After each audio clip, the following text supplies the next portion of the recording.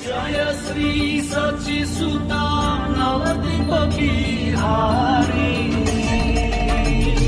जय हरि श्री हरि जय जय गौर हरि। जय हरि श्री हरि जय जय गौर हरि। वैष्णव कौन होते हैं और उनके सामान्य लक्षण क्या होते हैं? सत्यराज के इस प्रश्न का उत्तर देते हुए श्री चैतन्य महाप्रभु ने कहा, जो भी व्यक्ति कृष्ण के पवित्र नाम का एक बार भी उच्चारण करता है वह पूज्य है और सर्वोच्च मानव है। कृष्ण के पवित्र नाम का एक बार कीर्तन करने मात्र से मनुष्य सारे पापी जीवन के सारे फलों से छूट जाता है। पवित्र नाम का कीर्तन करने से मनुष्य भक्ति की नवो विद्याओं को पूरा कर सकता है। ना तो दीक्षा लेने की आवश्यकता है, न दीक्षा के पूर्व के आवश्यक कृत्य करने की। मनुष्य को केवल होठों पर पवित्र नाम लेना होता है। इस प्रकार अधम से अधम व्यक्ति का भी उद्धार हो सकता है। भगवान के पवित्र नाम के कीर्तन द्वारा मनुष्य भौतिक कर्मों के बंधन का विनाश करता है। इसके बाद वह कृष्ण के प्रति अत्यधिक आकृष्ट होता है और इस तरह सुप्त कृष्ण प्रेम का उदय होता है। भगवान कृष्ण का पवित्र नाम अनेक संत एवं उदार लोगों के लिए अत्यंत आकर्षक है। यह सारे पापों का संहार करने वाला है और इतना शक्तिशाली है कि गूंगों के अतिरिक्त जो इसका उच्चारण नहीं कर सकते, अधम से अधम व्यक्ति चांडाल तक के लिए यह सहज उपलब्ध है। कृष्ण का नाम मुक्ति के ऐश्वर्य का नियामक है और यह कृष्ण से अभिन्न है। जीभ से नाम का स्पर्श करते ही तुरंत उसका प्रभाव पड़ता है। नाम कीर्तन दीक्षा पुण्य कर्म या दीक्षा के पूर्व पालन किए जाने वाले पुरश्चर्या नियमों पर आश्रित नहीं है। पवित्र नाम इन सारे कार्यों की प्रतीक्षा नहीं करता, वह स्वयं में पर्याप्त है। अंत में श्री चैतन्य महाप्रभु ने उपदेश दिया, जो व्यक्ति हरे कृष्ण मंत्र का कीर्तन करता है वह वैष्णव माना जाता है, अतः तुम उसका पूरी तरह से सम्मान करना। इसके बाद श्री चैतन्य महाप्रभु ने खंड नामक स्थान के 3 निवासियों मुकुंददास, रघुनंदन तथा श्री नरहरि की ओर ध्यान दिया। इसके बाद शचीपुत्र श्री चैतन्य महाप्रभु ने मुकुंददास से कहा, तुम पिता हो और तुम्हारा पुत्र रघुनंदन है, ऐसा ही है ना? अथवा श्री रघुनंदन तुम्हारे पिता हैं और तुम उसके पुत्र हो। कृपा करके मुझे असली बात बताओ जिससे मेरा संदेह दूर हो जाए। मुकुंद ने उत्तर दिया, रघुनंदन मेरे पिता हैं और मैं उसका पुत्र हूँ, यही मेरा निश्चय है।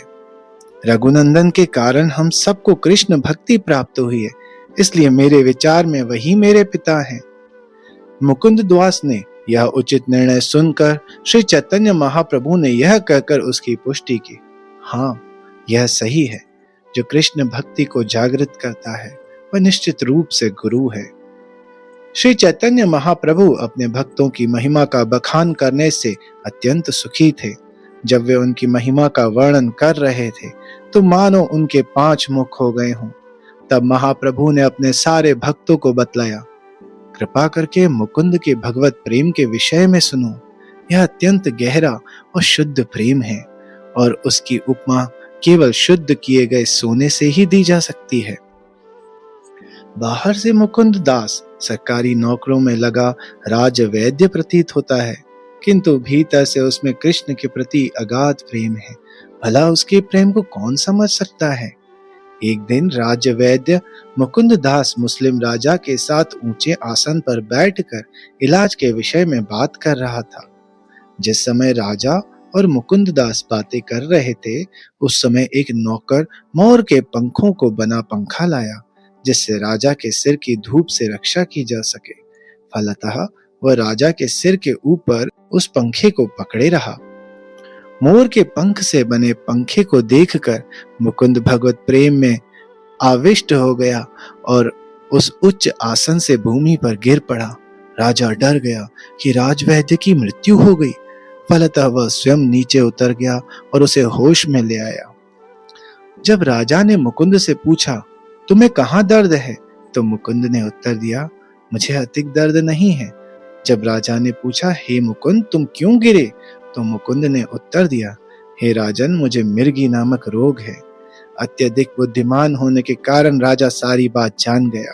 उसके अनुमान से मुकुंद अत्यंत असाधारण महान मुक्त पुरुष था। रघुनंदन भगवान कृष्ण के मंदिर में निरंतर सेवारत रहता है। मंदिर के प्रवेश द्वार के निकट एक सरोवर है, जिसके तट पर एक कदम्ब का वृक्ष है, जो कृष्ण की सेवा के लिए नित्य 2 फूल देता है। श्री चैतन्य महाप्रभु पुनः मुकुंद से मीठी वाणी में बोले, तुम्हारा कार्य भौतिक तथा आध्यात्मिक दोनों संपत्ति अर्जित करना है। रघुनंदन का यह भी कार्य है कि वह सदैव भगवान कृष्ण की सेवा में लगा रहे। भगवान कृष्ण की सेवा के अतिरिक्त उसका अन्य कोई मंतव्य नहीं है। तब श्री चैतन्य महाप्रभु ने नरहरि को आदेश दिया, मैं चाहता हूं कि तुम मेरे भक्तों के साथ यहीं रहो। इस तरह तुम तीनों भगवान की सेवा के लिए ये तीनों कार्य सदैव करते रहना। श्री चैतन्य महाप्रभु ने अपनी अहेतुकी कृपावश सार्वभौम भट्टाचार्य तथा विद्यावाचस्पति इन दोनों भाइयों को निम्नलिखित आदेश दिए। श्री चैतन्य महाप्रभु ने कहा, इस कलयुग में कृष्ण 2 रूपों में काठ तथा जल के रूप में प्रकट हुए हैं। इस तरह बद्ध जीवों द्वारा काठ का दर्शन करके और जल से स्नान करके मुक्त होने में वे सहायक हैं। भगवान जगन्नाथ काठ के रूप में साक्षात भगवान हैं और गंगा नदी जल के रूप में साक्षात भगवान है। हे सार्वभौम भट्टाचार्य, आप जगन्नाथ पुरुषोत्तम की पूजा में अपने आप को लगाओ और हे वाचस्पति, आप माता गंगा की पूजा करो। तब श्री चैतन्य महाप्रभु ने मुरारी गुप्त का आलिंगन किया और उससे भक्ति निष्ठा के विषय में बातें की। इसे सारे भक्तों ने सुना। श्री चैतन्य महाप्रभु ने कहा, इसके पूर्व मैं मुरारी गुप्त को कृष्ण की ओर आकृष्ट होने के लिए बारंबार प्रेरित करता रहा। मैंने उससे कहा, हे गुप्त, वजेंद्र कुमार श्री कृष्ण अत्यंत मधुर हैं। कृष्ण पूर्ण पुरुषोत्तम भगवान है, समस्त अवतारों के उद्गम तथा सारी वस्तुओं के स्रोत हैं। वे विशुद्ध दिव्य प्रेम रूप हैं और समस्त आनंद के आधार हैं। कृष्ण समस्त दिव्य गुणों के आधार हैं। वे रत्नों की खान के तुल्य हैं। वे हर बात में दक्ष हैं, अत्यंत बुद्धिमान एवं धीर हैं और वे समस्त दिव्य रसों की पराकाष्ठा हैं। उनका चरित्र अत्यंत मधुर है और उनकी लीलाएं मधुर हैं। वे बुद्धि में दक्ष हैं। इस तरह वे सारी लीलाओं एवं रसों का आनंद लूटते हैं। तब मैंने मुरारी गुप्त से अनुरोध किया कि तुम कृष्ण की पूजा करो और उनकी शरण में जाओ। उनकी सेवा के अतिरिक्त मन को अन्य कुछ भी अच्छा नहीं लगता। इस तरह वह बारंबार मुझे सुनता रहा। मेरे प्रभाव से उसका मन कुछ कुछ बदला। तब मुरारी गुप्त ने उत्तर दिया, मैं आपका सेवक हूँ और आज्ञावाहक हूँ। मेरा स्वतंत्र अस्तित्व नहीं है। इसके बाद मुरारी गुप्त घर गया और रात भर सोचता रहा कि वह किस तरह रघुनाथ अर्थात भगवान रामचंद्र का साथ छोड़ सकेगा। इस तरह वह विहल हो गया। इसके बाद मुरारी गुप्त ने भगवान रामचंद्र के चरण कमलों की प्रार्थना की। उसने प्रार्थना की कि उसके लिए रघुनाथ के चरण कमलों को त्याग पाना संभव नहीं होगा, अतएव रात में उसकी मृत्यु हो जाए। इस तरह मुरारी गुप्त रात भर रोता रहा। उसके मन में शांति नहीं थी, अतः वह सो नहीं सका और रात भर जागता रहा। प्रातःकाल मुरारी गुप्त मुझसे मिलने आया। मेरे चरण पकड़कर रोते हुए उसने निवेदन किया। मुरारी गुप्त ने कहा, मैं अपना सिर रघुनाथ के चरणों में बेच दिया है। अब उसे मैं वापस नहीं ले सकता, क्योंकि इससे मुझे अत्यधिक पीड़ा होगी। मुझे रघुनाथ के चरण कमलों की सेवा छोड़ी नहीं जाती। साथ ही यदि मैं ऐसा नहीं करता तो आपकी आज्ञा भंग होती है। मैं क्या करूं? इस तरह मुरारी गुप्त ने मुझसे निवेदन किया, आप दयालु हैं, इसलिए आप मुझ पर कृपा करें। मुझे अपने सामने मर जाने दें, जिससे मेरे सारे संशय समाप्त हो जाएं। यह सुनकर मैं अत्यंत प्रसन्न हुआ। तब मैंने मुरारी गुप्त को उठाकर उसका आलिंगन किया। मैंने उससे कहा, हे मुरारी गुप्त, तुम्हारी जय हो। तुम्हारी पूजा विधि अत्यधिक सुदृढ़ है, यहाँ तक कि मेरे अनुरोध पर भी तुम्हारा मन नहीं बदला। भगवान के चरण कमलों पर सेवक का ऐसा ही प्रेम होना चाहिए। यहाँ तक कि भगवान भी छुड़ाना चाहे तो भी भक्त उनके चरण कमलों का आश्रय नहीं छोड़ सकता। मैंने भगवान के प्रति तुम्हारी दृढ़ श्रद्धा की परीक्षा करने के लिए ही तुमसे भगवान रामचंद्र की भक्ति छोड़कर कृष्ण की पूजा करने के लिए बारंबार अनुरोध किया था। इस तरह मैंने मुरारी गुप्त को बधाई देते हुए कहा, निस्संदेह तुम हनुमान के अवतार हो, फलतः तुम भगवान रामचंद्र के सनातन दास हो, तो फिर तुम भगवान रामचंद्र तथा उनके चरण कमलों की पूजा क्यों त्यागोगे? श्री चैतन्य ने आगे कहा, मैं इस मुरारी गुप्त को अपने प्राण के समान मानता हूँ। जब मैं उसकी दीनता सुनता हूँ तो मेरा जीवन विचलित हो जाता है।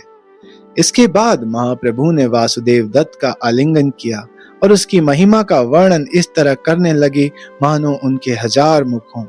जब चैतन्य महाप्रभु ने उसकी महिमा का वर्णन किया तो वासुदेव दत्त तुरंत मन में व्याकुल और लज्जित हो उठे। तब उन्होंने महाप्रभु के चरण कमल छूते हुए यह निवेदन किया। वासुदेव दत्त ने महाप्रभु से कहा, हे प्रभु, आप समस्त बद्ध जीवों का उद्धार करने के लिए अवतरित होते हैं। मेरी आपसे एक विनती है जिसे मैं चाहता हूं कि आप स्वीकार करें। हे प्रभु, आप जो चाहें सो करने में समर्थ हैं और निसंदेह आप दयालु हैं।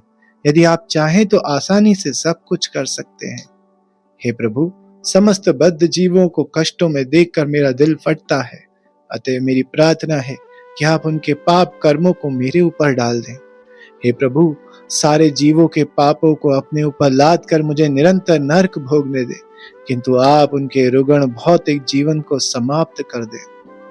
जब श्री चैतन्य महाप्रभु ने वासुदेव का यह कथन सुना तो उनका हृदय अत्यंत द्रवित हो उठा। उनकी आंखों से आंसू बहने लगे और वे कांपने लगे। वे कंपित स्वर में बोले, ऐसा कथन तनिक भी आश्चर्यजनक नहीं है, क्योंकि तुम प्रहलाद महाराज के अवतार हो। ऐसा लगता है कि भगवान कृष्ण ने तुम्हें संपूर्ण कृपा प्रदान कर दी है, इसमें संदेह नहीं है। शुद्ध भक्त अपने स्वामी से जो भी मांगता है उसे भगवान कृष्ण अवश्य ही प्रदान करते हैं, क्योंकि उनके पास अपने भक्त की इच्छा पूरी करने के अतिरिक्त कोई अन्य कर्तव्य नहीं रहता। यदि तुम चाहते हो कि ब्रह्मांड के अंतर्गत सारे जीवों का उद्धार हो जाए तो तुम्हारे द्वारा पाप कर्मों का कष्ट भोगे बिना भी उनका उद्धार किया जा सकता है। कृष्ण अक्षम नहीं है, क्योंकि उनके पास सारी शक्तियां हैं। भला वे अन्य जीवों के पाप कर्मों के फलों का कष्ट तुम्हें क्यों भोगने देंगे? तुम जिस किसी का हित चाहते हो वह तुरंत वैष्णव हो जाता है, और कृष्ण सारे वैष्णवों को उनके विगत पाप कर्मों से मुक्त कर देते हैं। मैं उन आदि भगवान गोविंद को सादर नमस्कार करता हूँ, जो प्रत्येक व्यक्ति, स्वर्ग के राजा इंद्र से लेकर छोटे से छोटे कीट तक के कष्टों तथा कर्मों के भोग को नियंत्रित करते हैं। यही भगवान भक्ति में लगे व्यक्ति के सकाम कर्म को नष्ट करते हैं। तुम्हारी सच्ची इच्छा मात्र से ब्रह्मांड के सारे जीवों का उद्धार हो जाएगा, क्योंकि कृष्ण को ब्रह्मांड के जीवों को मुक्ति देने के लिए कुछ करना नहीं पड़ता। जिस तरह उडुम्बर वृक्ष में करोड़ों फल लगते हैं, उसी तरह विरजा नदी के जल में करोड़ों ब्रह्मांड तैरते रहते हैं। इस उडुम्बर वृक्ष में करोड़ों फल लगते हैं, अतएव यदि एक फल गिरकर नष्ट हो जाए तो भी वृक्ष को किसी प्रकार की क्षति का अनुभव नहीं होता। इसी तरह यदि जीवों के मुक्त हो जाने से एक ब्रह्मांड रिक्त भी हो जाए तो भी कृष्ण के लिए यह मामूली बात है, वे इसे गंभीरता से नहीं लेते। संपूर्ण आध्यात्मिक जगत कृष्ण का ऐश्वर्य है, जिसमें असंख्य वैकुंठ लोक हैं। कारण सागर को वैकुंठ लोक के चारों ओर के जल की खाई माना जाता है। उस कारण सागर में माया तथा उसके अनंत भौतिक ब्रह्मांड स्थित हैं। निसंदेह माया तो राई के बीजों में तैरते हुए पात्र के समान लगती है। यदि इस तरह तैरते पात्र के करोड़ों बीजों में से एक बीज नष्ट हो जाए तो यह हानि उल्लेखनीय नहीं है। इसी तरह यदि एक ब्रह्मांड नष्ट हो जाए तो भगवान कृष्ण के लिए इसका महत्व नहीं है। एक ब्रह्मांड रूपी बीज की बात जाने दो, यदि सारे ब्रह्मांड तथा भौतिक शक्ति भी विनष्ट हो जाए तो भी कृष्ण इस क्षति की परवाह नहीं करते। यदि 1 करोड़ कामधेनुओं के मालिक की एक बकरी खो जाए तो उसे इस हानि की परवाह नहीं होती। कृष्ण छहों ऐश्वर्यों से पूर्ण है। यदि संपूर्ण भौतिक शक्ति विनष्ट हो जाए तो इससे उनको कौन सी क्षति पहुंचने वाली है। श्री चैतन्य महाप्रभु कहते रहे, हे प्रभु, हे अजित, हे समस्त शक्तियों के स्वामी, आप समस्त चर तथा अचर प्राणियों के अज्ञान को दूर करने के लिए कृपया अपनी अंतरंगा शक्ति प्रकट कीजिए। अपने अज्ञान के कारण वे सभी दोषपूर्ण बातों को स्वीकार कर लेते हैं, जिससे भयानक स्थिति प्रकट हो जाती है। हे प्रभु, अपनी महिमा प्रकट करें। आप इसे आसानी से कर सकते हैं, क्योंकि आपकी अंतरंगा शक्ति बहिरंगा शक्ति से परे है और आप समस्त ऐश्वर्यों के आगार हैं। आप भौतिक शक्ति के भी प्रदर्शन करता है। आप वैकुंठ में अपनी लीलाएं करते रहते हैं, जहां आप अपनी सुरक्षित अंतरंगा शक्ति प्रकट करते हैं और कभी कभी बहिरंगा शक्ति को उस पर दृष्टिपात करके प्रकट करते हैं। इस तरह आप लीलाएं प्रकट करते हैं। वेदों द्वारा आपकी इन दोनों शक्तियों की पुष्टि होती है और वे उनसे प्रकट होने वाली लीलाओं को स्वीकार करते हैं। इस तरह श्री चैतन्य महाप्रभु अपने भक्तों के सद्गुणों का बखान एक एक करके करते रहे। इसके बाद उन्होंने सबका आलिंगन किया और उन्हें विदा कर दिया।